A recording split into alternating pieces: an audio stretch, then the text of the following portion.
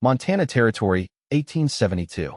The plains stretched endlessly beneath a copper sky, unforgiving to all but the hardiest souls. In this harsh landscape where men measured their worth in cattle and grit, Yates Norwood believed love was a luxury as impractical as silk slippers.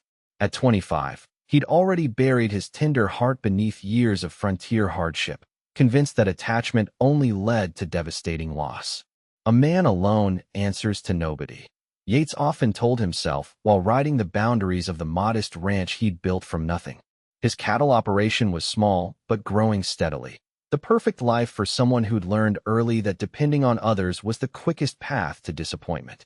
When Yates rode into Sweetwater Springs that autumn afternoon, his lean frame casting a long shadow across the dusty main street, he intended only to restock supplies and perhaps enjoy a single whiskey before returning to the solitude of his land. The loneliness that occasionally crept into his bones during cold nights was easier to bear than watching someone else he loved being lowered into the unforgiving Montana soil. His dark hair curled slightly at the nape of his neck, and his clean-shaven face concealed his youth somewhat, lending him the gravity of a man who'd seen harder things than his years suggested. The townspeople nodded respectfully as he passed.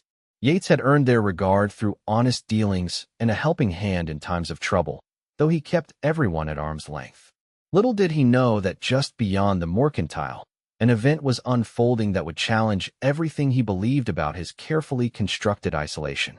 Lorna Valenti had come to Sweetwater Springs with her father 6 months earlier, her reputation preceding her like an unwelcome shadow. At 21, with glossy chestnut hair that cascaded in waves down her back and eyes the color of Montana sage, her beauty was as undeniable as the whispers that followed her. Her father had opened a modest bookshop, a questionable venture in a frontier town where practical skills were valued above literary pursuits. Worse still, Lorna had brought her peculiar ideas from back east. Ideas about women's education, voting rights, and the notion that a woman might choose a path beyond marriage and motherhood. In Sweetwater Springs, where survival demanded conformity and tradition, such notions were viewed as dangerous eccentricities. That afternoon, Lorna stood frozen outside her father's shop, surrounded by a semicircle of the town's most prominent women. Her simple blue calico dress, practical but adorned with hand-embroidered flowers at the collar, a touch of beauty amidst practicality that embodied her spirit, suddenly felt like insufficient armor against their collective disdain. Perhaps if you spent more time learning proper womanly arts instead of filling your head with radical notions, you might actually secure a husband, Martha Wilson, the banker's wife, said loudly enough for passers-by to hear. Though who would want a wife who thinks she knows better than her husband? Added Beatrice Thompson, whose husband owned the town's largest ranch. Lorna squared her shoulders, fighting back tears. I've never claimed to know better than anyone. I simply believe knowledge belongs to everyone, regardless of— There you go again, interrupted Martha. This is precisely why decent folk keep their daughters away from you. Your dangerous ideas will leave you alone with nothing but those books you cherish. Yates had emerged from the mercantile just as the confrontation reached its peak. Something in the set of the young woman's shoulders, proud yet vulnerable, stirred something long dormant within him. He recognized the look of someone determined to stand their ground while bleeding inside. Without conscious thought, he found himself crossing the street, his spurs jingling softly with each deliberate step. "Ladies," he said, his voice quiet, but carrying the natural authority of a man who rarely needed to raise it. "I believe Mr. Jameson mentioned a sale on fabric at the mercantile. Might be worth your attention more than Miss Valenti's affairs." Martha Wilson's face tightened. "Mr. Norwood, we're merely concerned about the influence." "Your concern is noted," Yates interrupted, stepping slightly closer to Lorna. "Though I've always found genuine concern doesn't require an audience." The women dispersed reluctantly, murmuring among themselves as they departed. Lorna turned to face her unlikely defender, her expression a complex mixture of gratitude and lingering humiliation. "Thank you, Mr. Norwood, but I don't need rescuing." The tremble in her voice betrayed her composure. Yates studied her face for a moment. "I didn't rescue you. Just even the odds a bit." He hesitated before adding softly, "Their ridicule comes from fear, Miss Valenti. Your worth is beyond their understanding." Something shifted in Lorna's expression, a fleeting vulnerability quickly masked. I'm afraid you've mistaken me for someone who cares what they think. No mistake, he replied, the hint of a smile touching his eyes. I recognize courage when I see it, even when it's wearing a blue calico dress. The unexpected comment drew a surprised laugh from Lorna, the sound bright and incongruous against the backdrop of her recent humiliation. It was a sound that seemed to startle Yates himself, as though he'd forgotten the simple pleasure of eliciting joy from another person. Lorna! Her father's voice called from the bookshop doorway. Are you coming? These shelves won't organize themselves. I should go, she said, collecting herself. Thank you again, Mr. Norwood. As she turned to leave, Yates found himself speaking without forethought. Miss Valenti, I've been meaning to expand my modest collection of books. Perhaps I could stop by your father's shop tomorrow? The invitation surprised them both. Yates hadn't read anything beyond cattle breeding journals in years. Lorna's eyes narrowed slightly, assessing his sincerity. We open at 8. My father specializes in practical guides, but I've convinced him to stock some literature as well, for those with broader interests. With a slight nod, she hurried toward the bookshop, leaving Yates standing in the middle of the street, wondering what had possessed him to insert himself into her troubles. The solitude of his ranch suddenly seemed less appealing than it had that morning. True to his impulsive word, Yates arrived at Valenti's books the following morning. The shop was small but meticulously organized, with shelves of varying heights creating a labyrinth of knowledge. Edmund Valenti, a slender man with intelligent eyes and graying temples, greeted him with surprised enthusiasm. Mr. Norwood, we don't often see ranchers browsing our selection. How might we assist you today? Before Yates could respond, Lorna emerged from behind a tall shelf, her arms filled with books. Today she wore a practical green dress that somehow intensified the color of her eyes. Recognition flickered across her features, followed by cautious curiosity. Mr. Norwood is expanding his collection, Father, she explained, setting down her burden. Perhaps he'd appreciate some recommendations. What began as an awkward browsing session evolved into a spirited discussion of literature. Yates revealed an unexpected familiarity with classics that surprised even himself. Remnants of his education before his parents' deaths had forced him to forge a life on the frontier. Thoreau speaks of self-reliance in a way that resonates with frontier living, Lorna observed, handing him a well-worn volume. Though I suspect he never had to contend with Montana winters or negotiate cattle prices, or fend off rustlers, Yates added with a small smile. Their conversation flowed with unexpected ease, punctuated by comfortable silences as they browsed together. When Yates finally selected several books, including a volume of poetry he hadn't intended to purchase, he realized 2 hours had passed. These should keep me occupied during the long evenings, he said, paying for his selections. Winter approaches, Lorna replied, carefully wrapping his books in brown paper. The evenings will only grow longer. Indeed they will, Miss Valenti. As winter descended on Montana territory, Yates found reasons to visit Sweetwater Springs with increasing frequency. Each time, his steps inevitably led him to Valenti's books, where hours would disappear in conversation with Lorna. He learned of her childhood in Boston, her mother's death from influenza, and her father's decision to seek a fresh start in the West. In turn, Yates gradually revealed pieces of his own story. Orphaned at 16, working cattle drives across 3 territories before staking his claim on a modest parcel that most had deemed too rocky for ranching. How he'd proven them wrong through stubborn determination and the innovative breeding techniques he'd read about in agricultural journals. During one particularly heavy snowfall in December, Yates remained in town overnight, taking a room at the modest hotel. That evening, he encountered Lorna at the town's small holiday gathering in the church hall. "You're not riding back tonight?" she asked, offering him a cup of hot cider. "Not in this weather. I've learned to respect Montana winters," he replied, accepting the warm drink. Their fingers brushed briefly, sending an unexpected jolt through him. "My foreman can manage the ranch for a day or 2. Lorna's eyes widened slightly. "I've never heard you mention having help before. The way you speak of your ranch, I imagine you single-handedly tending every acre." "Carter's been with me for 3 years now. Good man. Doesn't talk much, which suits us both." Yates smiled faintly. I suppose I'm accustomed to handling matters alone, even when I don't have to. A habit many of us develop, Lorna observed softly. Sometimes out of necessity, sometimes from fear. The insight struck uncomfortably close to truth, and Yates changed the subject, asking about a book delivery she'd mentioned was delayed. Yet her words lingered, challenging the walls he'd built around his isolated existence. As they stood near the window watching snow blanket the town in pristine white, something shifted between them, a recognition of kindred spirits despite their different paths. Both understood what it meant to stand apart from others, to face judgment for choosing unconventional ways. When spring finally broke winter's grip on the territory, tragedy struck Sweetwater Springs. A fire erupted in the dead of night, spreading rapidly through the wooden structures of the business district. The townspeople formed a desperate bucket brigade, fighting to save what they could of their livelihoods. Yates, in town to arrange cattle shipments, joined the efforts immediately.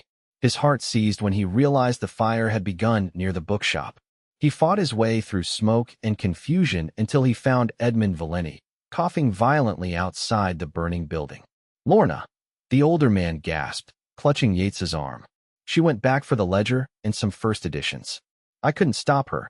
Without hesitation, Yates pulled his bandana over his mouth and plunged into the smoke-filled shop. The heat was overwhelming, visibility nearly non-existent. He called Lorna's name repeatedly, following the sound of coughing toward the back of the store. He found her collapsed near a small desk, a leather-bound ledger, and several precious volumes clutched to her chest. Lifting her into his arms, Yates navigated through the rapidly deteriorating structure as burning timbers began to fall around them. They emerged into the cool night air moments before the roof collapsed in a shower of sparks and flaming debris. The crowd gathered let out a collective gasp, then a cheer as Yates carried Lorna to safety. Setting her gently on a blanket spread by the town doctor's wife, Yates knelt beside her as she coughed violently. Her face was streaked with soot, her chestnut hair singed at the ends, yet when her eyes opened and met his, the relief that coursed through him was so profound it left him speechless. "The books," she whispered hoarsely. "To hell with the books," he responded, surprising himself with the vehemence in his voice. "Your life is worth more than any volume ever printed." Her soot-stained fingers wrapped around his. "My father, he's safe. Worried sick about you, but safe." When the doctor confirmed Lorna had suffered no serious injuries beyond smoke inhalation, Yates finally allowed himself to breathe. The bookshop, however, was a total loss, along with the Valenti's attached living quarters. Without thinking twice, Yates offered them accommodation at his ranch while they determined their next steps. "It's not fancy, but it's solid and warm. I have a small guest cabin that my foreman built last summer." Edmund, looking suddenly aged by the night's events, began to decline, but Lorna placed a hand on her father's arm. "We should accept, father, just until we decide what comes next." And so it was that the Valentis came to stay at the Norwood Ranch, bringing with them the few salvaged books and personal belongings that had survived the fire. Yates, who had lived in near isolation for years, suddenly found his quiet existence transformed by their presence. Edmund, recovering from the shock of losing his business, soon found purpose helping with the ranch accounts. His meticulous nature and education proved valuable during spring calving season when record-keeping became crucial. Lorna, meanwhile, adapted to ranch life with unexpected enthusiasm, revealing practical skills beneath her scholarly exterior. One evening in late April, Yates found Lorna sitting on the porch of the guest cabin, a salvaged copy of Emerson's essays open on her lap. The setting sun painted the landscape in hues of gold and amber, casting her profile in warm light. "How do you find ranch life compared to town?" he asked, leaning against the railing. She closed the book, marking her place with a pressed wildflower. "I find it honest. The land doesn't judge. It simply responds to how you treat it." Looking up at him, she added, "Not unlike people, I suppose, though the land is more forgiving." Yates nodded, understanding perfectly. "It's why I chose this life. Cattle don't care about your past or your peculiarities. They care if you're consistent and fair. Is that why you live so apart from others? For consistency and fairness?" The directness of her question caught him off guard. After a moment's consideration, he answered honestly, "I lost my family young. Learn that people you love can be taken without warning. Out here, alone, I only answer to myself. Less chance for. He trailed off, unable to articulate the fear that had shaped his adult life.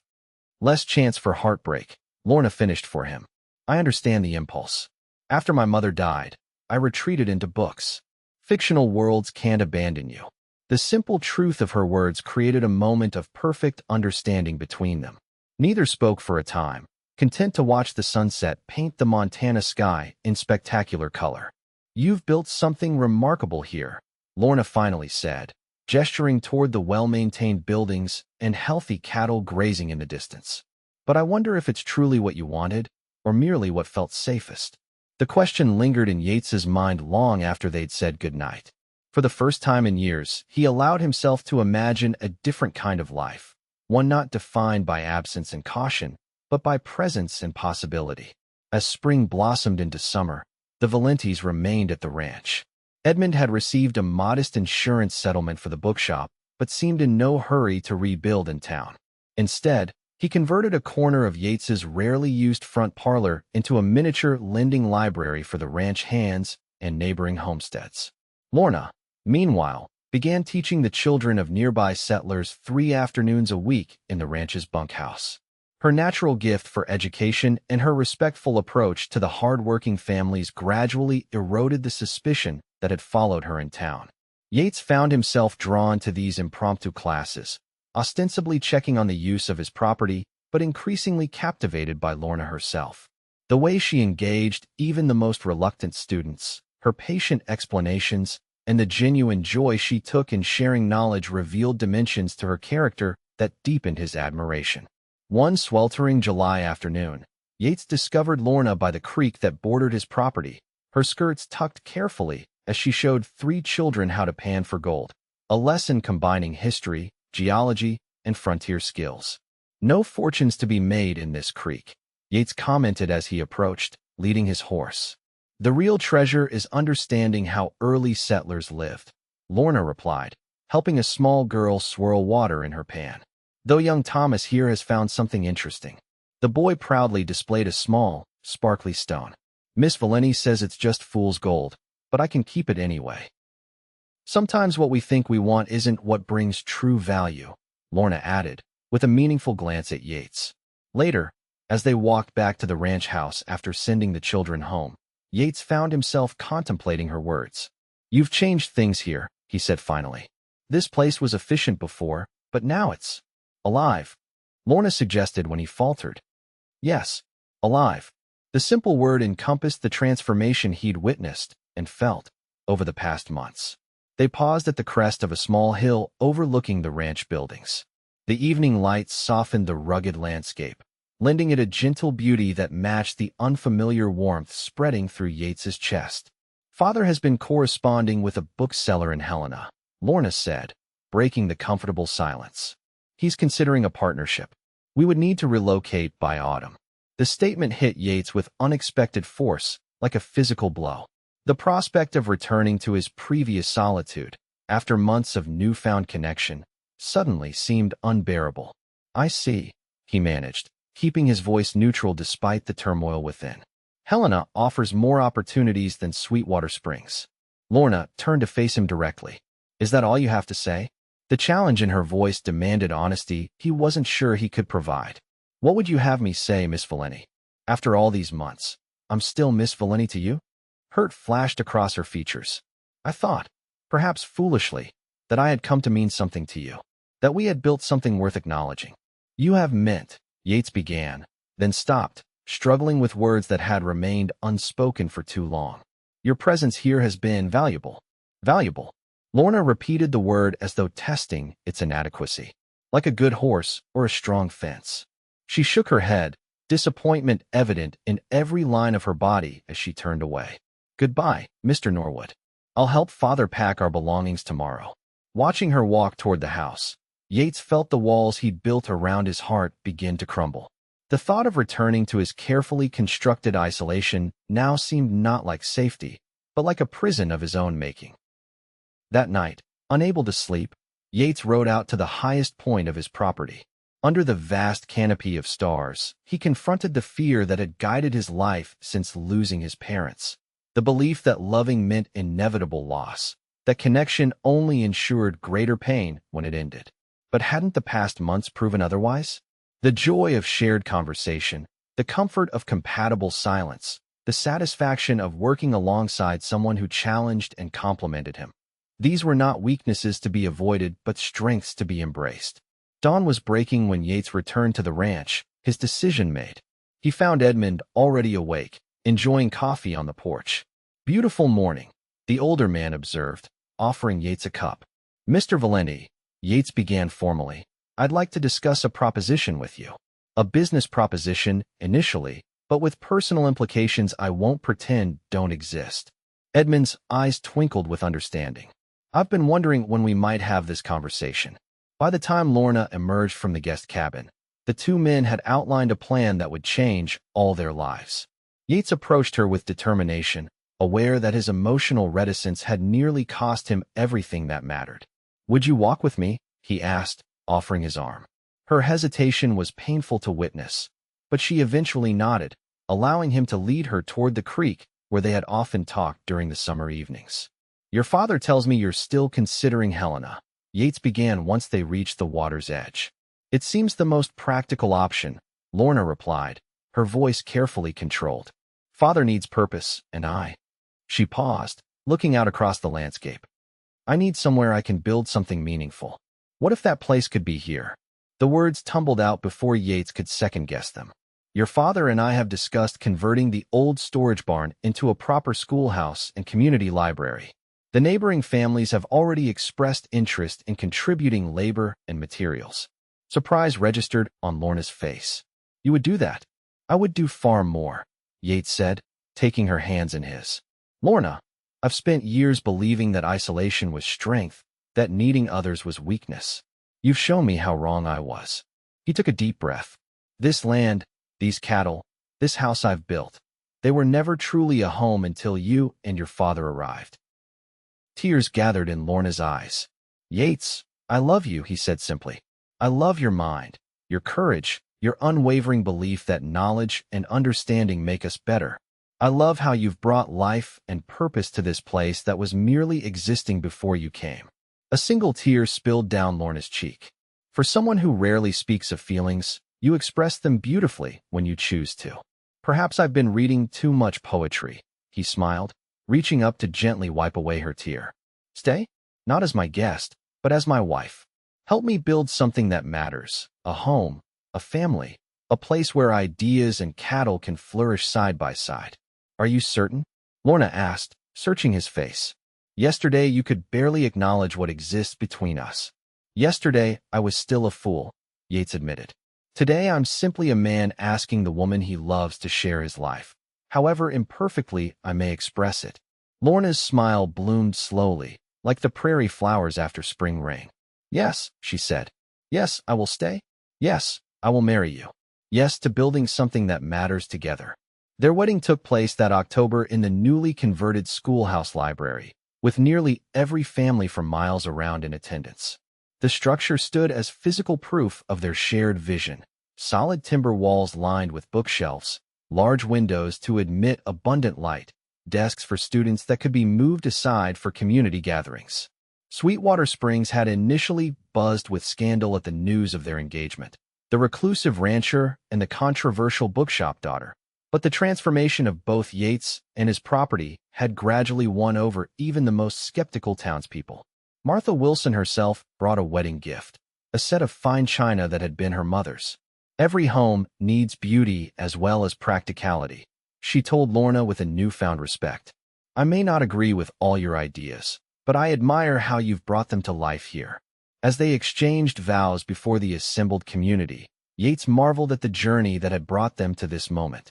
The man who had once defined himself by his isolation now stood surrounded by neighbors, friends, and family, his hand joined with Lorna's in a promise of shared future. "I take you not just as my wife," he said in clear tones that carried to the back of the room, "but as my partner in all things. Your mind and heart have awakened mine. Where I saw limitations, you saw possibilities. Where I built walls, you built bridges." Lorna's response, equally strong and certain, moved many to tears. I take you as my husband, my champion, my companion in creating the world we wish to see. You gave me ground to stand on when others would have me fall. Your quiet strength has become my home. By the following spring, the Norwood Ranch had become a center for the surrounding community. The monthly literature discussions Lorna organized drew participants from as far as 20 miles away. Edmund, now happily ensconced in managing both the small library and the ranch accounts, had developed a correspondence network with booksellers throughout the territory. Yates, meanwhile, found that opening his life and land to others had not diminished but enhanced his success. The educational initiatives Lorna spearheaded attracted families to settle nearby, increasing the available workforce and creating new markets for his cattle. One evening in May, as they sat on the porch of their home watching the sunset, Lorna placed Yates's hand on her stomach with a smile of quiet joy. By winter, we'll need to rearrange the nursery, she said softly. Our child will need room for both picture books and rocking horses. The emotion that overwhelmed Yates in that moment was too profound for words. Instead, he gathered his wife in his arms, holding her as though she were the most precious treasure in the Montana Territory. Are you frightened?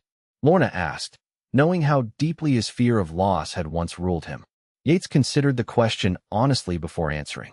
Not of loving, he said finally. Not anymore. I've learned that the risk of loss is the price we pay for the gift of connection, and it's worth every moment. As twilight deepened around them, Yates Norwood, once the loneliest rancher in Sweetwater Springs, held his future in his arms and watched the first stars appear above the home they had built together. The words he had spoken to Lorna that first day outside the bookshop echoed in his mind. Your worth is beyond their understanding. What he hadn't known then was that in recognizing her true value, he would finally discover his own.